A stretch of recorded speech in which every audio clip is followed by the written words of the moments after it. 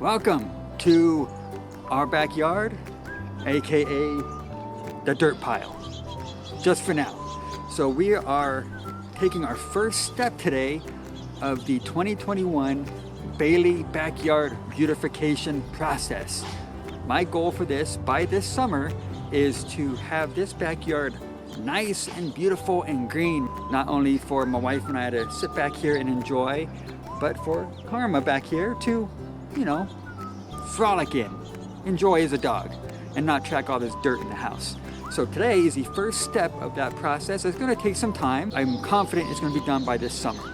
And it got me thinking, you know, much like life, one step at a time, that's also my main point for how you could finish your first marathon is one step at a time. That's my biggest tip for finishing your first marathon, real life tips, but I'm gonna give you some additional advice. So your first marathon is more rewarding and not so much grueling. But I wanna be able to give you some tips from my personal experience to make it more, for you to remember it as more rewarding and not so much grueling. So while the guys are back here flattening all this stuff out, getting rid of the stumps and the stones, I'm gonna be inside sharing with you from my personal experience how to help you in your very first marathon.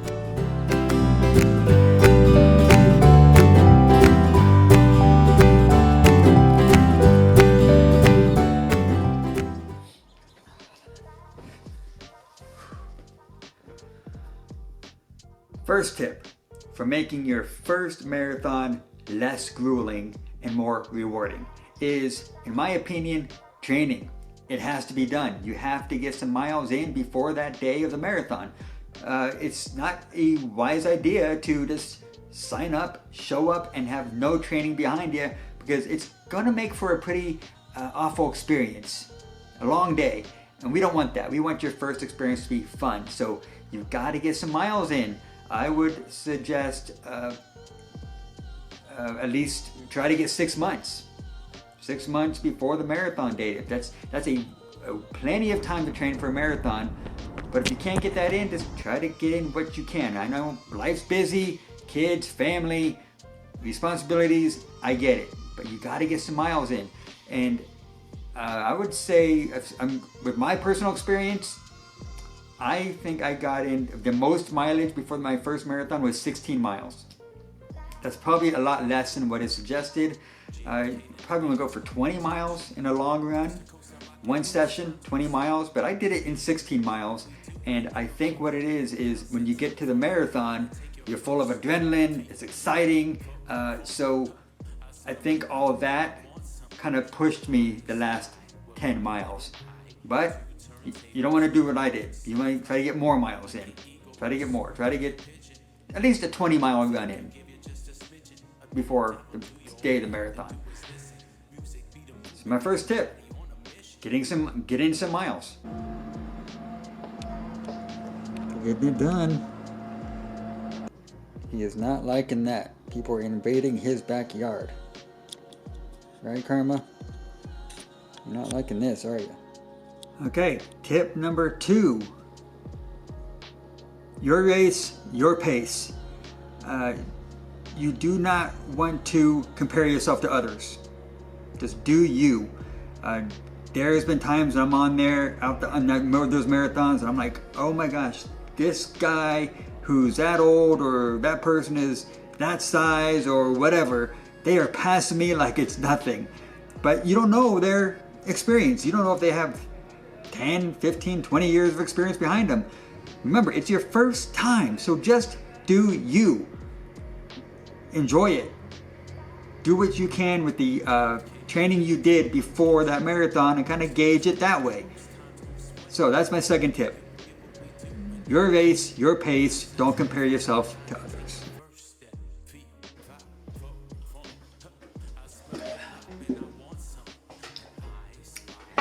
Okay. Third tip, and this is kind of sort of related to the last one, and that is be easy on yourself if it does not go the way you envisioned. And trust me, most races that you participate in aren't going to go your way. That's just how it goes. But that's okay.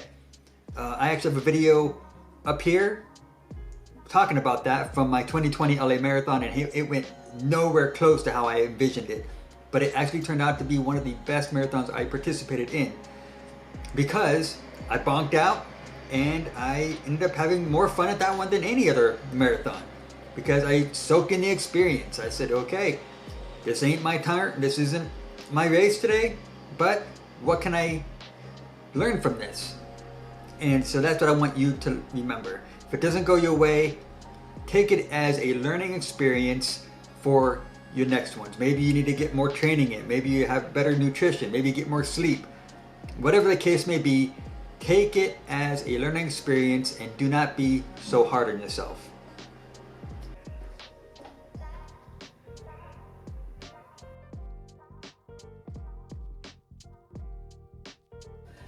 Okay, this is a bonus tip. Last one, and I'll let you go to do your thing. And I don't want to sound holier than thou or like I'm almighty or better than anybody, but I would suggest, if you're a drinker or a smoker, give it a break for a while if you're planning on doing a marathon, because I've had some monster hangovers during my drinking years, and I cannot imagine doing a marathon or training while hungover. Hello, darling. Hello. So with her here, I think that'll help. Can you imagine? Come on over here. Let's come closer to the camera. Okay, we're talking to this person right here. This person that has never done a marathon, but yet they have that little idea that they want to do one. Mm-hmm. And so in this video, I want to teach them how to make their life a little easier and have their marathon be more rewarding and not so grueling. And I'm talking about the last tip is maybe cut the drinking and the smoking. If you're a drinker and smoker, would you agree? I agree. Even if it's only temporary, you know, you're doing it while you're training, I think that would be super helpful in reaching your goals. Just, you know, drinking and smoking, yes, mm-hmm. It can be fun for those, but if you want to really achieve something, it's going to make it that much easier if you just chill out on it for a little bit. Yeah. And, you know, go into the marathon like rocking. I'm telling you from personal experience, when I stopped drinking, I achieved more just in the first year, 6 months, than I did the prior 14 years of me being a drinker.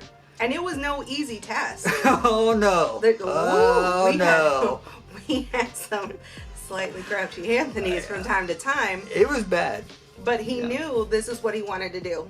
And he had to work hard and buckle down for it. Yep. And I want to close off with this. And there is no more rewarding feeling. Let's see, how do I phrase this? I never had a more fulfilling, rewarding feeling during my drinking years, 14 years, than I ever did when I crossed that first finish line of the 2017 LA Marathon. That one feeling surpassed any feeling I had while drunk, intoxicated, whatever you want to say it. So take that little nugget of advice. I hope it helps you on your first marathon. And the question for today, for the viewers, folks, for Darling, but for the, not for you, for the viewers. I'll answer. All over. Okay. What is your first marathon? And what was the best part about it? And if you've already done a marathon, what was your first marathon and what was your favorite part about it? I want to hear all about it. Leave a comment below and let me know. I want to hear your story. And so with that said, I'm going to go back and spy on these people working on our backyard, making sure they're doing a good job. And I'm going to let you get back to your life. Enjoy the training. I hope these tips helped. And I will see you next time. Oh yeah, and I always forget to do this. I'm Anthony. I'm running for my best life, one step at a time. Say your thing. Sending light, love, and positivity. That is a reference to Run for Grace. If you have not followed them, please go over and I'll put the link up here. Go follow Run for Grace. Okay, off we go. Have a good day. Bye.